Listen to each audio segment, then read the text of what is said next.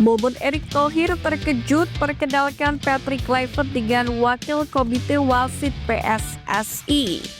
Bujukan supporter buat pesaing Kelvin Verdong tak sabar bela Indonesia. Liga Asia yang bisa jadi pelabuhan baru untuk Sandy Walsh.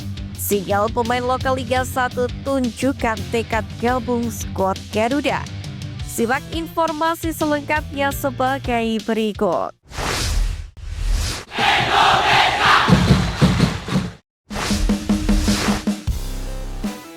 Bujukan supporter buat pesaing Kelvin Verdong tak sabar bela Indonesia.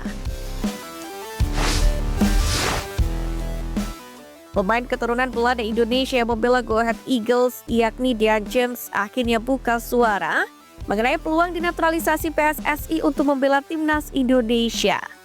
Sebagaimana diketahui, kehadiran Patrick Kluivert sebagai nahkoda baru tim Garuda memang menjadi magnet bagi para pemain keturunan di Belanda. Selain itu, supporter timnas Indonesia juga aktif untuk membujuk para pemain keturunan melalui media sosial. Terkini Dean James menerima pesan dari para supporter sebagaimana diungkapkan oleh media Belanda Football Premier yang menanyakan tentang peluang dinaturalisasi kepada sang pemain. Pemain berusia 24 tahun ini pun berbicara jujur mengenai peluang untuk dinaturalisasi dan mengaku terbuka untuk membela timnas Indonesia.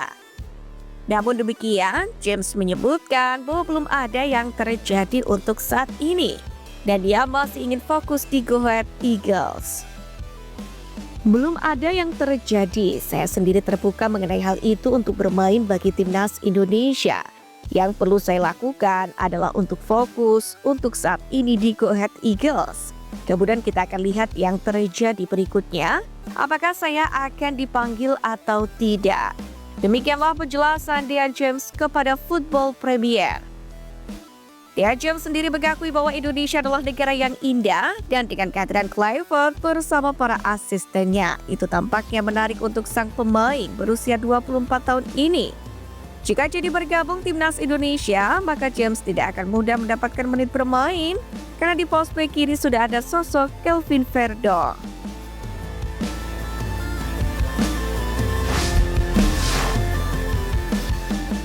Liga Asia yang bisa jadi pelabuhan baru Sandy Walsh.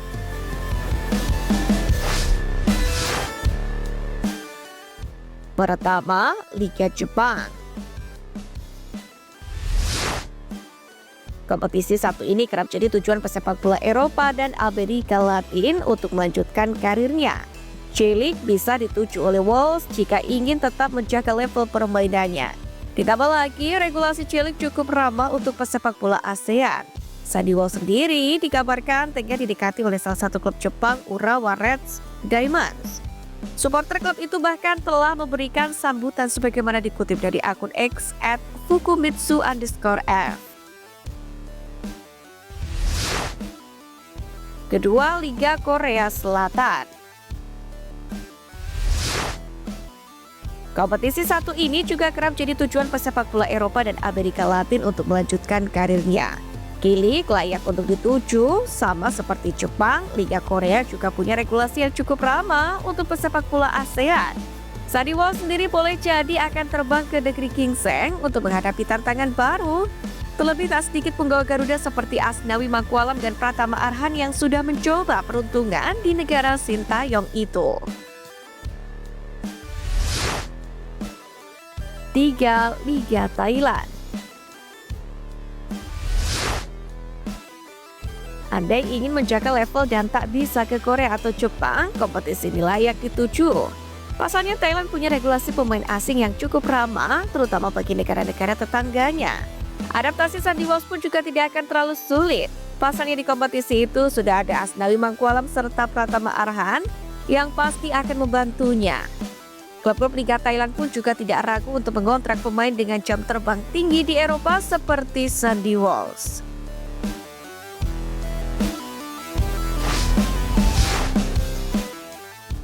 Sinyal pemain lokal Liga 1 tunjukkan tekad gabung skuad Garuda.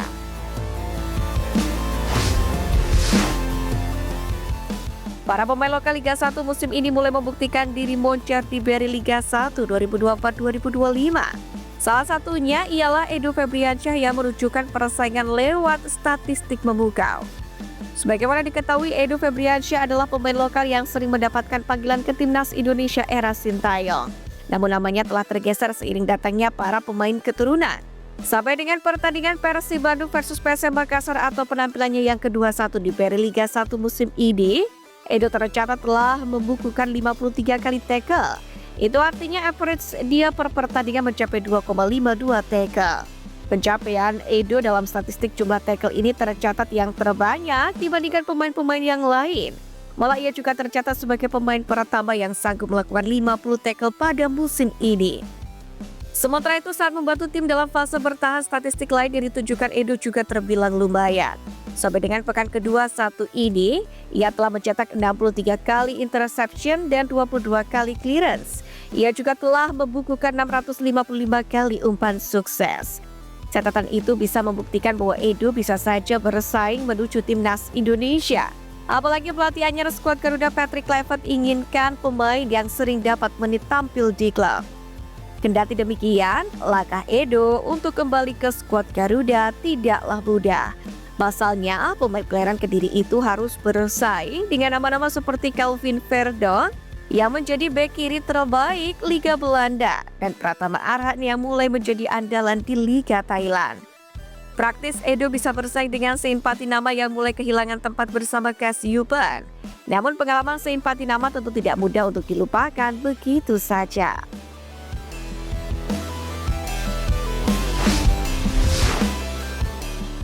Momen Erick Thohir terkejut perkenalkan Patrick Kluivert dengan wakil komite wasit PSSI.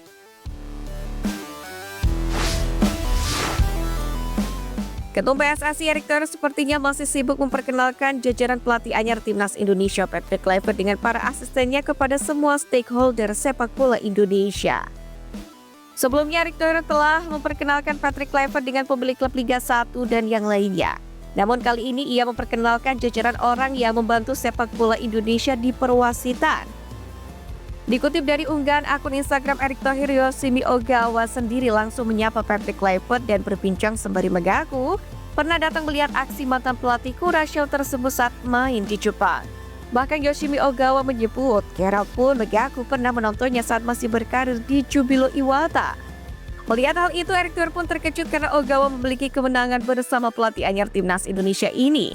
Bahkan, Erick Thohir menyadari Glenn Vandenberg dan Patrick Kluivert pernah bermain di Jepang. Orang nomor 1 di PSSI itu pun menjelaskan kepada Kluivert dan para asistennya bahwa Ogawa dan Pratap merupakan orang-orang yang membantu PSSI membenahi perwasitan Indonesia.